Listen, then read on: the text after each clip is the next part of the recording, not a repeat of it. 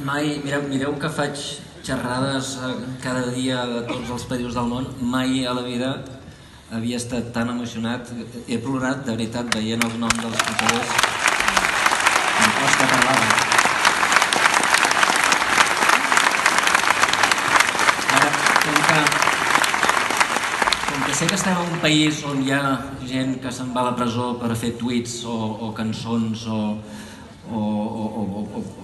manifestacions públiques, deixeu-me que us expliqui us parli d'un antic proverbi xinès que m'acabo d'inventar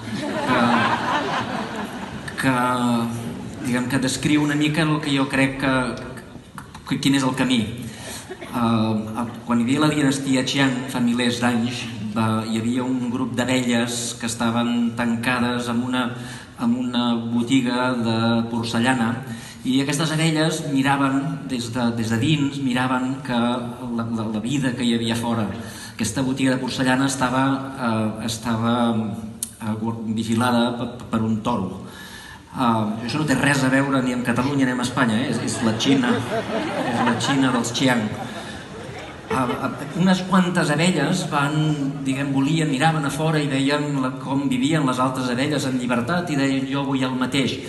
I no totes, hi havia algunes abelles que es guanyaven bé la vida dins de la botiga i que estaven contentes. N'hi havia una fins i tot que era el majordom del toro.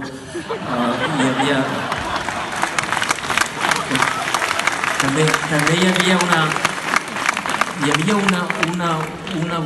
una abella que ningú sap si era real o era un robot artificial que tot el dia està dient «És que vivís en Matrix, és que vivís en Matrix».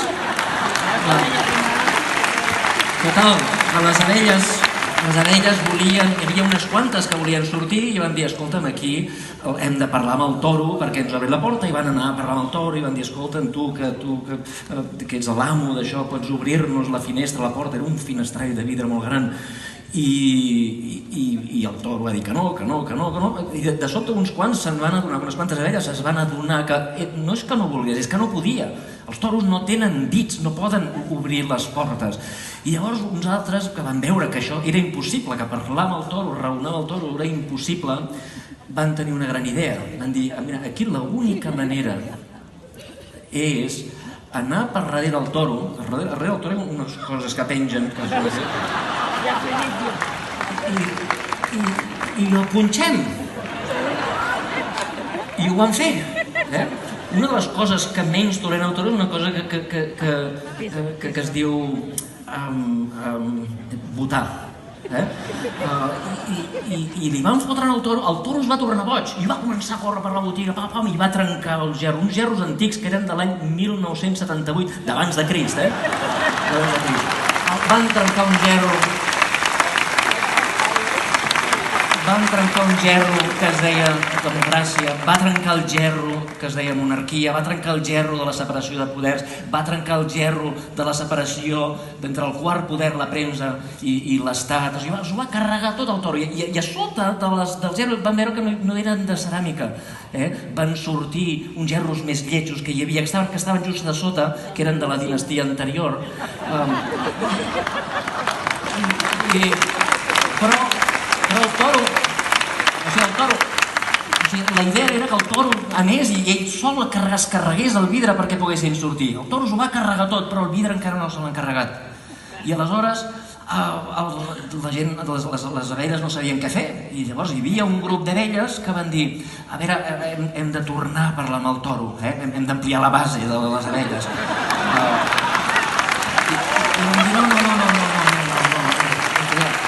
I diu, sí, home, sí, és que ara el toro, abans era blau, ara ens han posat un toro vermell. I diuen, però collons, però que tampoc té dits, que no veus que no pot obrir la porta.